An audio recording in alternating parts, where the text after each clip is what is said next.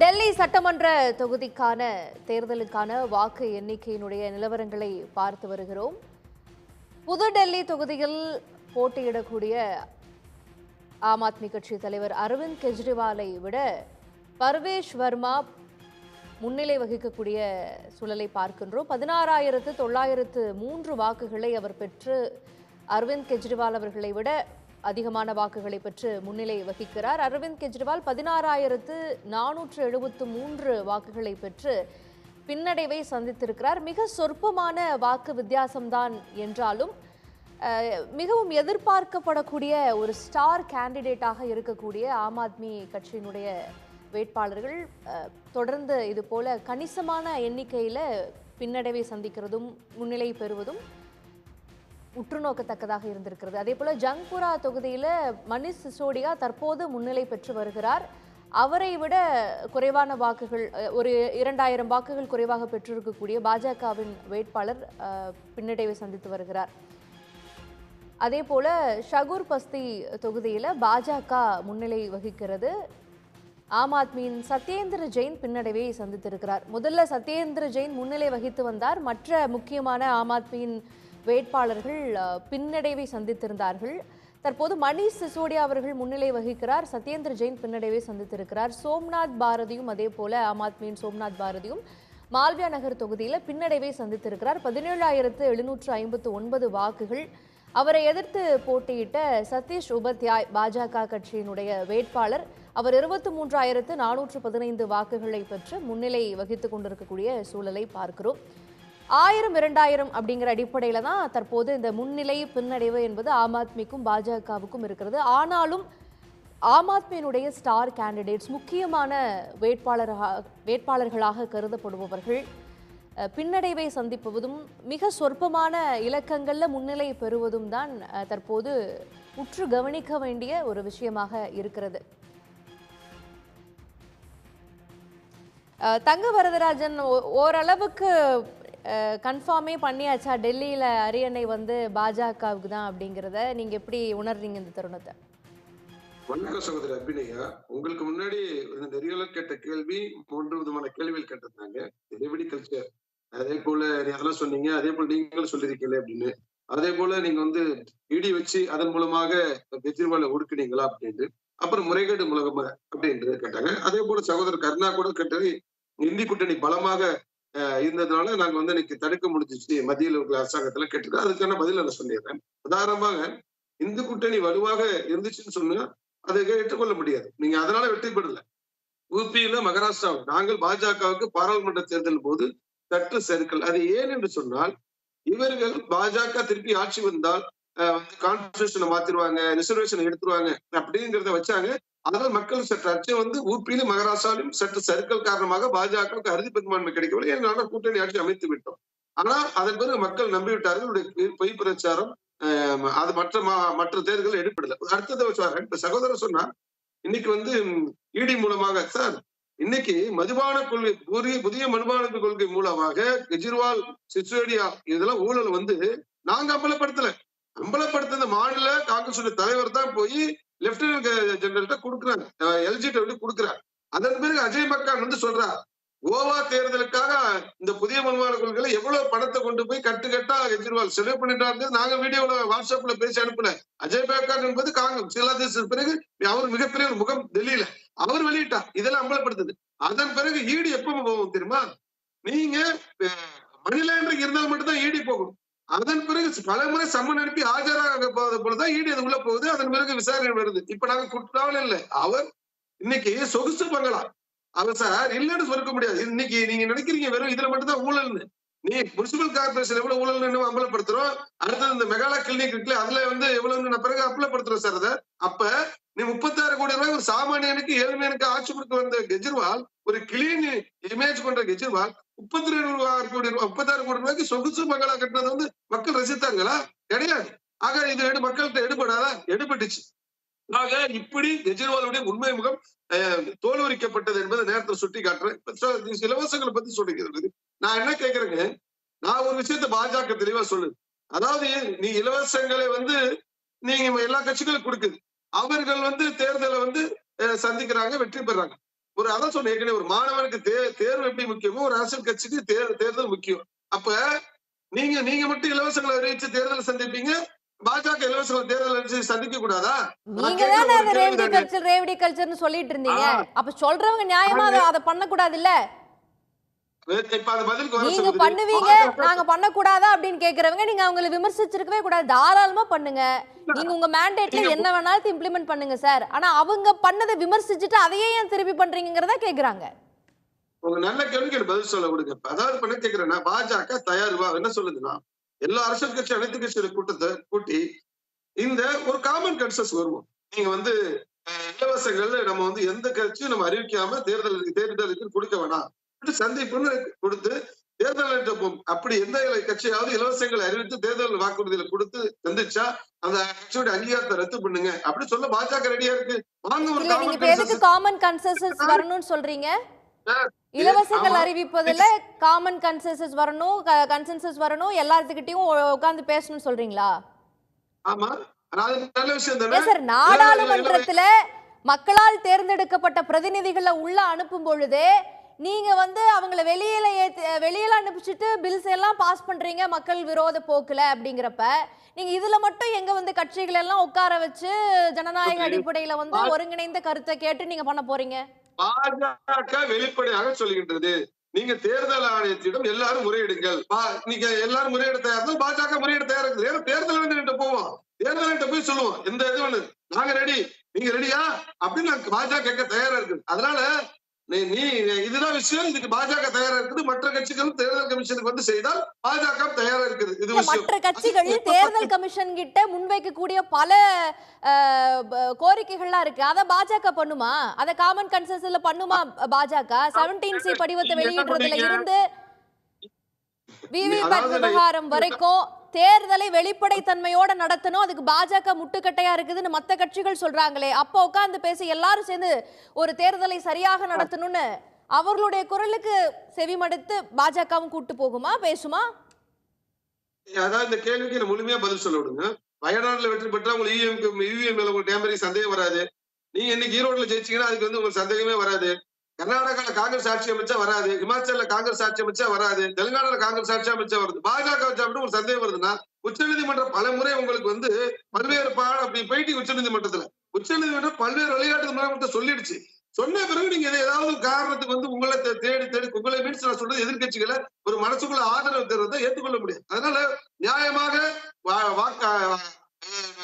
வாக்குறுதி வாக்கை செலுத்தின தேர்தலை வாக்காளர்களை கொச்சைப்படுத்தாதீர்கள். அதனால இன்னைக்கு டெல்லியாக இருக்கலாம், இன்னும் நாடு முழுவதும் பாஜக வளர்ச்சி பெருகுங்க. நாட்டு மக்களுக்கு நல்லாட்சி கொடுக்கிறோம், நல்லாட்சி கொடுக்கிறோம், டபுள் இன்ஜின் சர்க்கார் கொடுங்கன்னு கேட்கிறோம். அது நாட்டு மக்கள் எங்களை ஆதரிச்சு வராங்க. நீ கெஜ்ரிவால் நீங்க ஒரு கேள்வி கேட்டார் சார் கஷ்மீர் கூட, அந்த கேள்விக்கு நான் பதில் சொல்றேன். இன்னைக்கு ஆம் ஆத்மி பாத்தீங்கன்னா பஞ்சாப்ல நுழைஞ்சிட்ட பிறகு கோலம் நிலையெல்லாம் முயற்சி செய்தது, குஜராத்ல முயற்சி செய்தது, யூபியில செஞ்சது, ஹரியானா செஞ்சது தவறு கிடையாது. ஆனால் நீங்கள் ஊழல் செய்து எப்படி குஜராத்ல நரேந்திர மோடி நல்லாட்சி தந்து இன்னைக்கு நாடு முழுவதும் இன்னைக்கு பிரபலமாக இருக்கின்றார், பாஜக இருக்கின்றது. ஆனால் இவர் ஊழல் செய்து அந்த ஊழல் படத்தை வைத்து அரசியல் நடப்பாரா? அதனாலதான் தோற்கடிக்கப்பட்டிருக்கிறார். அதனால இவர் டெல்லி மட்டும் இருக்காதுங்க, பஞ்சாப்லயும் ஆம் ஆத்மி அஸ்தமனம் ஆகும். முக்கியமான பிஜேபி நிர்வாகிகள் ஆம் ஆத்மியில சேர்ந்துட்டாங்க அப்படின்லாம் சொல்றாங்களே. நானும் கேட்கிறேன், ஒரு அரசியல் கட்சியிலிருந்து ஒரு அரசியல் கட்சி பேசுறது இப்ப நீ கேக்குறீங்க, அது சகஜம். இப்ப முக்கியமானவர் யார் தோக்கடிக்க பாருங்க, மணீஷ் சிசோடியா பாத்தீங்கன்னா ஏற்கனவே நின்னது பாத்தீங்கன்னு சொன்னா பட்பட் கட்சியில தான் நின்னார். இன்னைக்கு போய் தொகுதி மாதிரி நிக்கிறார் ஜங்குவா. ஏன்னு சொன்னா அங்க என்ன தோத்துள்ளு, இப்பயும் சொல்றேன் அவர் தோற்கடிக்கப்படுவார். இன்னைக்கு அது போல பாத்தீங்கன்னு சொன்னா நீ அதிர்ச்சியா இருக்கலாம், நிச்சயமா வெற்றி பெற முடியாது. நீங்க நியூ டெல்லியில கெஜ்ரிவால் நிச்சயமாக பர்வேஸ்வர்மா தான் வெற்றி பெறுவார். ஆக இந்த முக்கியமானவர்கள் நீங்க சோம்நாத் பாரதி இப்ப பாத்தீங்கன்னா அவர் பின்னாடி வந்துட்டாரு. இவர்கள் எல்லாம் முக்கியமானவர்கள் ஊழலிலே. அந்த ஊழல் எல்லாம் அந்த மக்கள் அங்க தண்டிச்சிருக்கிறார்கள். அதுதான் நாங்க சொல்ல முடியும். டெல்லி சட்டமன்ற தேர்தலுக்கான வாக்கு எண்ணிக்கை நிலவரங்கள் மற்றும் ஈரோடு கிழக்கு இடைத்தேர்தலுக்கான வாக்கு எண்ணிக்கை நிலவரங்களை பார்த்து வருகிறோம். டெல்லியில் பாஜக 46 இடங்களை பெற்று முன்னிலை வகிக்கக்கூடிய நிலையை பார்க்கிறோம். அதேபோல ஈரோடு கிழக்கில் திமுக 37,001 வாக்குகளை பெற்று முன்னிலை வகித்துக் கொண்டிருக்கக்கூடிய சூழலை பார்க்கிறோம். இத்தருணத்தில் நம்மோடு காங்கிரஸ் எம்பி மாணிக்கம் தாகூர் அவர்கள் இணைந்திருக்கிறார். அவரை வரவேற்கிறேன். திரு மாணிக்கம் தாகூர், டெல்லியினுடைய இந்த முடிவு எதை காட்டுகிறது? மக்கள் ஆம் ஆத்மியை நிராகரித்து விட்டார்களா? தொடர்ந்து முக்கியமான தலைவர்கள், அந்த கட்சியினுடைய தலைவர்கள் பின்னடைவை சந்திக்கக்கூடியதை நம்ம பார்க்கிறோம். பிஜேபி இந்த தேர்தல் களத்திற்கு முன்வைத்த பிரச்சாரங்கள், வியூகங்கள் எல்லாம் எடுபட்டிருக்கு அப்படின்னு புரிஞ்சுக்க முடியுதா?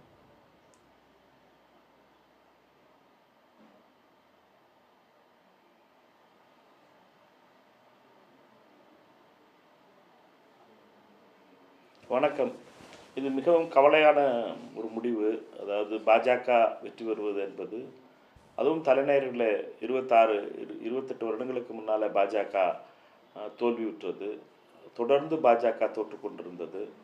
இப்பொழுது அவர்கள் வெற்றி பெற்றிருக்கிறார்கள் என்ற செய்தி என்பது மிகவும் கவலை அளிக்கின்ற விஷயம். அது தலைநகருக்கும் நல்லதில்லை, இந்தியாவிற்கும் நல்லதில்லை. ஏனென்றால் ஆர்எஸ்எஸ் உடைய முழு பலத்தோடு பாஜக வரப்போகிறது என்பது மிகவும் கவலையானது. இந்த கவலையோடு ஆம் ஆத்மி கட்சிக்கும் காங்கிரஸ் கட்சிக்குமான உறவு பாராளுமன்றத்தில் தேர்தல் நடைபெற்றது. டிசம்பர் 1ஆம் தேதி, கடந்த டிசம்பர் 1ஆம் தேதி 2024 அந்த கூட்டணியை முறித்தார் அரவிந்த் கெஜ்ரிவால். இப்பொழுது அந்த கூட்டணி முறிந்ததனுடைய விளைவாக இந்த தோல்வி வந்திருக்கிறது. இந்தியா கூட்டணி என்பது பாஜகவையும் ஆர்எஸ்எஸையும் எதிர்த்து உருவாக்கப்பட்டது. மோடியையும் அமித்ஷாவையும் எதிர்த்து உருவாக்கப்பட்டது. தோழர்களாக இருந்தவர்கள் பிரிந்து நின்றோம். இப்பொழுது தோல்வி இருவருக்குமே வந்திருக்கிறது. ஆனால் அவர்களை பொறுத்த மட்டுமே பாஜகவிற்கு வெற்றி கிடைத்திருக்கிறது என்பது மிகவும் கவலையான விஷயமாக நான் பார்க்கிறேன்.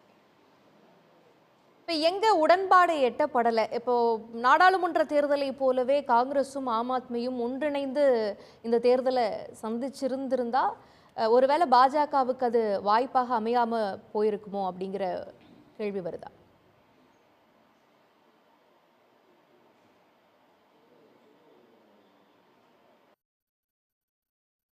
இப்போ வரைக்கும் வந்திருக்க முடிவுகளை நாம் பார்ப்போம் என்றால், எவ்வளவு பாஜக வெற்றி பெற்றிருக்கோ அவ்வளவு அந்த வித்தியாசத்தை காங்கிரஸ் கட்சி பெற்றிருக்கிறது. காங்கிரஸ் கட்சியுடைய வாக்குகளையும் ஆம் ஆத்மியினுடைய வாக்குகளையும் கூட்டி பார்த்தோம் என்றால் இந்த கூட்டணி, இந்தியா கூட்டணி ஆட்சி அமைத்திருக்க வேண்டும். ஆனால் பிழை ஆம் ஆத்மி கட்சியினுடைய. டிசம்பர் 1ஆம் தேதி ஆம் ஆத்மி கட்சியினுடைய தலைவர் திரு கெஜ்ரிவால் அவர்கள் டெல்லியிலே கூட்டணி இல்லை என்று அறிவித்துவிட்டு அவருடைய பாத யாத்திரையை தொடங்கினார். அதற்கு முன்னாலே காங்கிரஸ் அந்த பாத யாத்திராவில் காங்கிரஸ் கட்சியின் மீது பல குற்றச்சாட்டுக்களை வைத்தார், எள்ளி நகையாடினார். அதனுடைய விளைவாகத்தான் காங்கிரஸ் கட்சிக்கு ஜனவரி மாதத்திற்கு பின்பு தான் காங்கிரஸ் கட்சி தேர்தல் வேலையை தொடங்க வேண்டியிருந்தது, தனித்து நிற்கிறோம் என்பதற்காக. ஏனென்றால் நாங்கள் நினைத்தது இந்தியா கூட்டணி அதில் இருக்க போகிறது. இந்தியா கூட்டணியில் நாம் அனைவரும் சேர்ந்து 6 மாதத்துக்கு முன்னால் நடந்த பாராளுமன்ற தேர்தலில் நாங்கள் தோழர்களாக இருந்திருக்கிறோம். திரு கெஜ்ரிவால் அவர்கள் கைது செய்யப்பட்ட பொழுது அன்னை சோனியா காந்தி அவர்கள் அதற்கு எதிர்ப்பாக கூட்டத்தில் பேசியிருக்கிறார். இப்படி தொடர்ந்து நாங்கள் அவர்களுக்கு எதிராக நடந்த பிரச்சனைகளுக்கு எதிராக அவர்களுக்காக நின்றிருக்கிறோம். அப்படி இருந்த நிலையிலே, தோழர்களாக இருந்த நிலையிலே திடீரென்று டிசம்பர் மாதத்திலே உங்களோட கூட்டணி கிடையாது என்று சொன்னது ஆணவத்தை காட்டியது. ஆம் ஆத்மி கட்சியினுடைய ஆணவத்தால் அவர்கள் வீழ்ந்திருக்கிறார்கள். இதில் கவலை என்னவென்றால் பாஜக வெற்றி பெற்றிருக்கிறது, ஆர்எஸ்எஸ் வெற்றி பெற்றிருக்கிறது என்பதுதான்.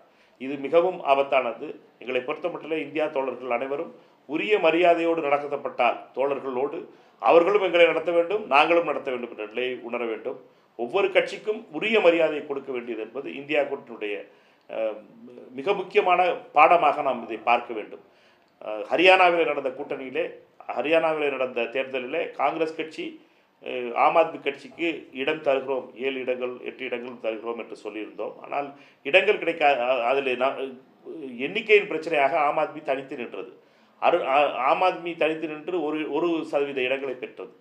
இங்கு காங்கிரஸ் கட்சியை பொறுத்தமட்டிலே தனித்து நின்று ஏறக்குறைய இதுவரை 7% மேல் இடங்களை பெற்றிருக்கிறது என்ற தகவல் வருகிறது. 24 இடங்களில் காங்கிரஸ் கட்சி 2வதாக இருக்கிறது என்ற தகவலும் வருகிறது. இதெல்லாம் ஒரு விஷயத்தை காட்டுகிறது.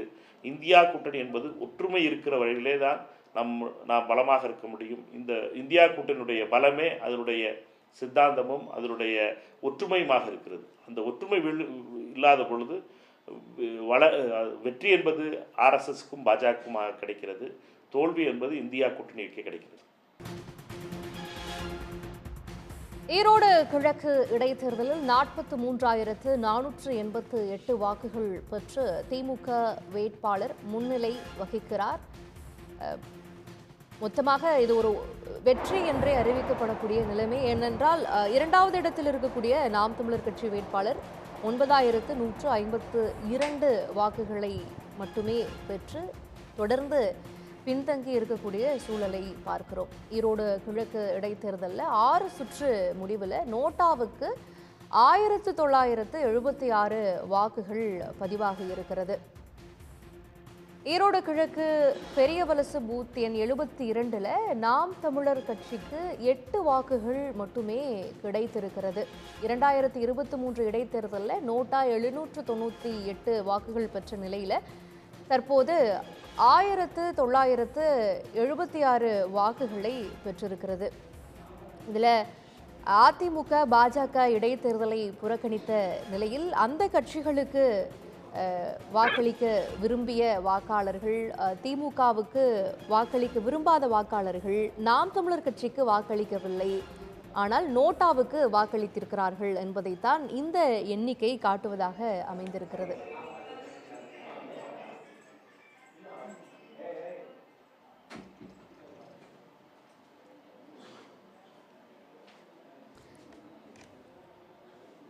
திமுக வேட்பாளர் சந்திரகுமார் ஈரோடு கிழக்கு தொகுதி இடைத்தேர்தலில் முன்னிலை பெற்று வரக்கூடிய அந்த நம்பர்ஸை நம்ம பார்க்கிறோம். 43,488 வாக்குகளை பெற்று அவர் முன்னிலை வகிக்கிறார். 2 கட்சிக்குமான வாக்கு வித்தியாசம் என்பது 34,336 இருக்கிறது. 2ஆம் இடம் வகிக்கக்கூடிய நாம் தமிழர் கட்சிக்கும் முன்னிலை வகிக்கக்கூடிய திமுக வேட்பாளருக்கும் இடையேயான வாக்கு வித்தியாசம் மட்டுமே 34,336 இருக்கிறது. 6 சுற்றுகள் முடிவில் திமுக வேட்பாளர் 43,488 வாக்குகளை பெற்று முன்னிலை வகிக்கிறார். பெரும்பாலும் வெற்றி என்பது உறுதியாக இருந்தாலும் எத்தனை விழுக்காடோடு திமுக இந்த வெற்றியை பதிவு செய்கிறது என்பதைத்தான் தற்போது எதிர்பார்த்து இருக்க வேண்டிய சூழல் இருக்கிறத நம்ம பார்க்கிறோம். தொடர்ந்து தங்கவரதராஜன் அவர்களிடம் கேட்கணும். தங்கவரதராஜன், நம்ம நேஷனல் பாலிடிக்ஸை பேசிட்டு இருக்கிறோம், டெல்லியை உற்று நோக்கிட்டு இருக்கிற இந்த தருணத்தில் ஈரோடு கிழக்கும் பார்க்கப்பட வேண்டியது இருக்கு. உங்க கட்சியினுடைய தீம் பார்ட்னர்னெல்லாம் சொல்லப்பட்ட நாம் தமிழர் கட்சி பெரியாரை இழிந்துரைத்து பேசினார்கள் என்ற விமர்சனங்களுக்கு மத்தியில் அந்த ஈரோட்டு மண்ணில் தேர்தல் களத்தை சந்திச்சாங்க. பாஜகவினுடைய வாக்குகள் வரும், அதிமுக வாக்குகள்லாம் வரும் அப்படின்னு எதிர்பார்க்கப்பட்டப்ப ரொம்ப சொற்பமான வாக்குகளை தான் பெற்றிருக்கக்கூடியதை பார்க்கிறோம். இதனுடைய இம்ப்ளிகேஷன்ஸ் என்ன? அதாவது எதிர்கட்சிகளுக்கு வேற ஏதாவது பாஜக பேசுகின்ற செய்தியை இன்னொருத்தர் பேசினா ஒரு கருத்தை முன்வைத்தால் உடனே அவர் பீட்டின்னு சொல்லுது. இதெல்லாம் எதிர்கட்சியோட விஷயங்கள். தமிழிசை சவுந்தரராஜன் அவர்கள் சொன்னாங்க இவங்க தீம் பார்ட்னர் அப்படின்லாம் சொன்னாங்க. நான் சொல்லிடுறேன் கழுத்து. அதனால இன்னைக்கு பாருங்க, தமிழக இந்தியாவிலே இடைத்தேர்தல் தமிழ்நாட்டுல வந்து திருமங்கலத்துல இருந்து ஆரம்பிச்சு இந்த பாத்தீங்கன்னா வேற எந்த மாநிலத்திலும் மோசமான இது நடந்ததே கிடையாது. நான் உதாரணத்துக்கு பாருங்க, என்னோட கருத்தை நிறைவா சொல்ல விடுங்க. உதாரணத்துல திருமங்கலத்துல திமுக வெற்றி பெற்றது, அதிமுக இதை போட்டி. நீங்க உதாரணத்துக்கு இதுல யாருன்னு சொல்லணும். பெரியாரு கருத்து வாத பொருளா வந்திருக்கு தமிழ்நாட்டுல, ஆனா இது தேர்தல் எழுதளிக்காது. இதுல சீமான் வாங்கியிருக்க சீமான் என்பது எங்கள் கொள்கைக்கு பல்வேறு மாறுபட்ட கருத்து உண்டு.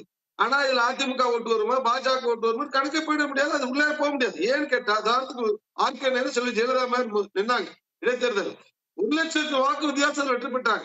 அப்ப திமுக டெபாசிட் போயிடுச்சு. திமுக பெரிய வாக்கு வங்கி இல்லையா? ஆனா பொது தேர்தல ஆர்கே நகர்ல திமுக ஜெயிச்சது. அதே ஆர்கே நகர்ல ஒரு முறை வந்து பாத்தீங்கன்னு சொன்னா திமுக டிடிவி தினகரன் வெற்றி பெற்றார், அதிமுக 2வது இடம். திமுக வந்து மிகப்பெரிய அளவுல மோசமான தொழில் டெபாசிட் போயிடுச்சு. அப்ப திமுக ஓட்டு வந்து பொது தேர்தல் திமுக தான் ஜெயிச்சது. அதனால எதுக்கு சொல்றேன், இந்த அளவுக்குள் இதுக்கு பொருந்தல. அதனால பெரியார் சிந்தனை இது உள்ளவே அடக்கலாம் வேண்டாம். நாட்டு தமிழக மக்கள்கிட்ட ஒரு வாதம் இருக்குது. அது 2026ல அது ஒரு காரணியாக இருக்குமே தவிர அதை சார்ந்துதான் சொல்ல முடியுமே தவிர தமிழகத்தில் நடக்கக்கூடிய இடைத்தேர்தல்கள் எல்லாம் நீங்க இப்படிதான் அளவுகோல் வைத்து எடுத்துக்க வேண்டும் என்பது பாஜகவுடைய கருத்து. எங்களுக்கு நாங்க ஒண்ணும் ஒரு கூட்டணி கட்சி கிடையாது. பெரியார் விஷயங்கள்ல பல்வேறு கருத்து நாங்கள் மாறுபட்டிருக்கோம். இடைத்தேர்தலையும் எலெக்ஷன் கமிஷன் ஆஃப் இந்தியா தானே நடத்துறாங்க. எலெக்ஷன் கமிஷன் ஆஃப் இந்தியா தானே நடத்துறாங்க. நீங்க இதுல வந்து குறை சொல்றீங்க அப்படின்னா அப்ப ஆம் ஆத்மி கட்சி டெல்லி தேர்தல்ல பாஜகவுடைய இன்வால்வ்மெண்ட்ஸ் இருக்கு, ஒரு லெவல் பிளேயிங் ஃபீல்டு கொடுக்கல அப்படின்னு குற்றச்சாட்டை வைக்கிறாங்கல்ல, அப்ப அதுவும் உண்மையாகுது இல்ல? இன்னைக்கு டெல்லி ஆண்டு கட்சி அந்த ஆம் ஆத்மி இன்னைக்கு பாருங்க, இன்னைக்கு இடைத்தேர்தலையா பல்வேறு கட்சிகள் வந்து புறக்கணிச்ச ஈரோடுல முன்னாடியே பட்டியல அடிக்கிறது, தொட்டியில அடிக்கிறது, கொட்டியில அடிக்கிறது, இந்த மாதிரினாலதான் ஒரு நம்பிக்கை மக்களுக்கு வந்துச்சு. இது எப்படி நாள் இது கிடையாது, அவங்கதான் அப்படின்ற மாதிரி ஒரு முடிவு வரக்கூடிய ஒரு தேர்தல் ஒண்ணு வரப்போறது கிடையாது அப்படின்னு வந்து சொல்லக்கூடிய முடிவுதான், வேற ஒண்ணுமே கிடையாது.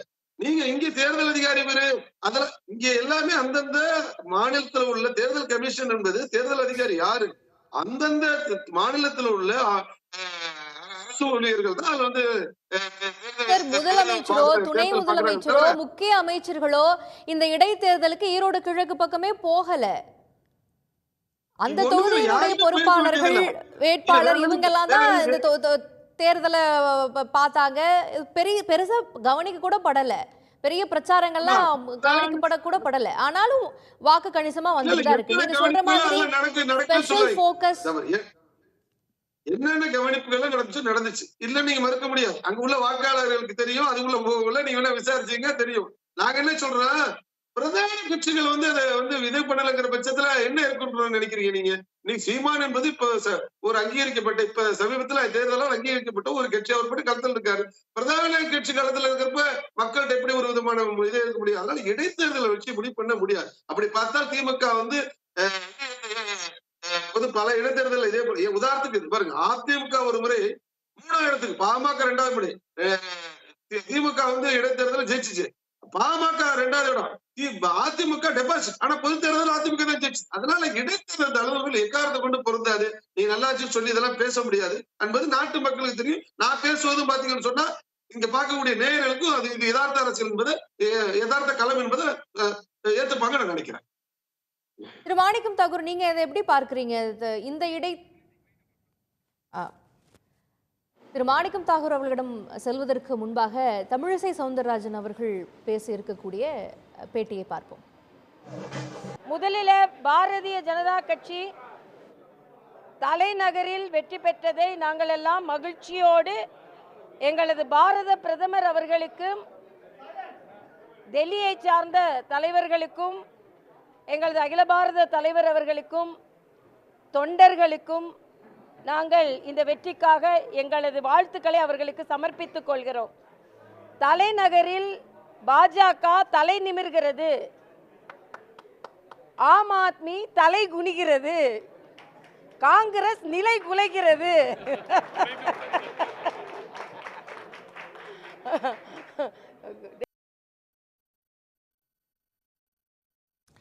திரு மாணிக்கம் தாகூர், தலைநகர்ல தலை நிமிர்ந்துருச்சா பாஜக?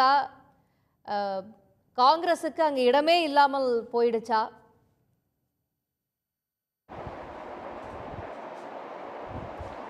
நான் முதல்ல சொன்னதுதான், இந்த தேர்தல் என்பது இந்தியா கூட்டணியினுடைய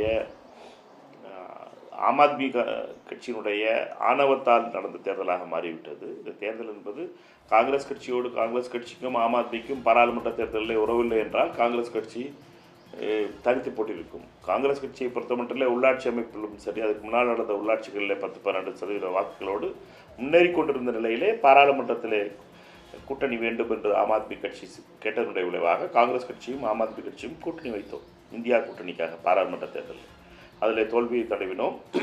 நடந்து முடிந்த சட்டமன்ற தேர்தலுக்காக ஆம் ஆத்மி கட்சி கடந்த டிசம்பர் 1ஆம் தேதி இந்த கூட்டணியை முறித்து கொண்டது.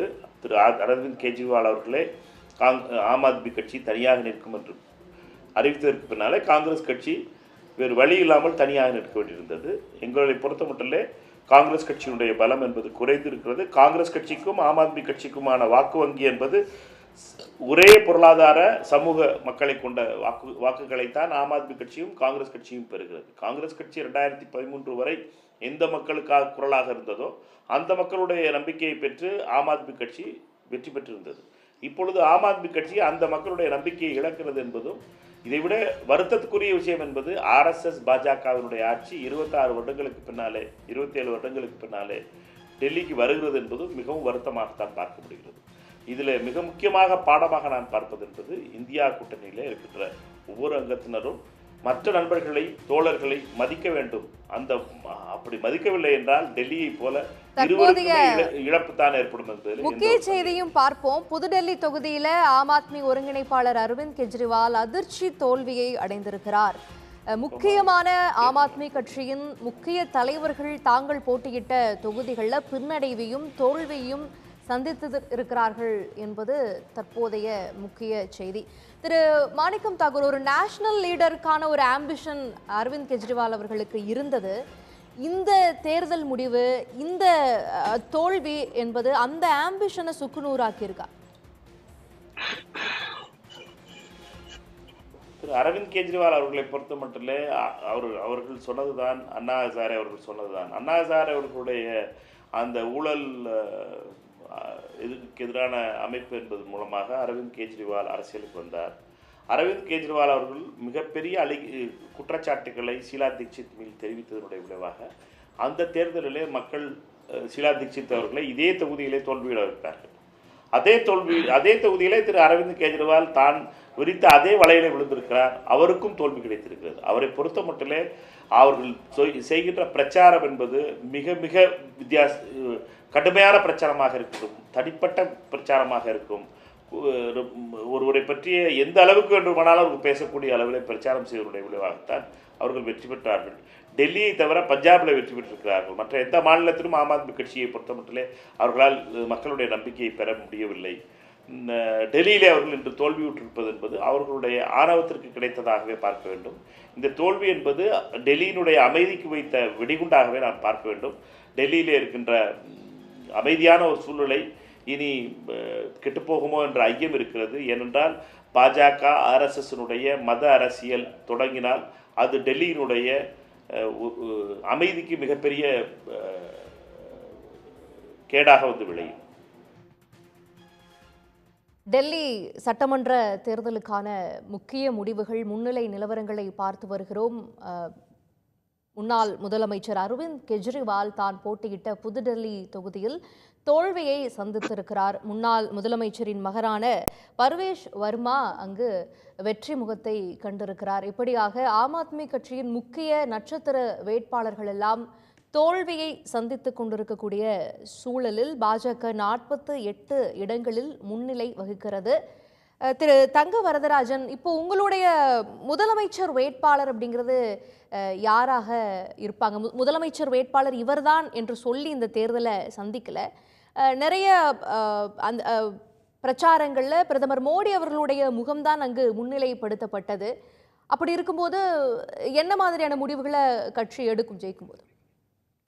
இதற்கிடையே ஈரோடு கிழக்கு தொகுதிக்கான முன்னிலை நிலவரத்தையும் பார்த்து கொண்டிருக்கிறோம். 49,312 வாக்குகள் பெற்று திமுக முன்னிலை வகிக்கிறது. ஈரோடு கிழக்கு இடைத்தேர்தலில் திமுக பெருவாரியான வாக்குகளை பெற்று வருகிறது. 2ஆம் இடத்தில் இருக்கக்கூடிய நாம் தமிழர் கட்சி சொற்பமான வாக்குகளையே தன்வசப்படுத்தி இருக்கிறது.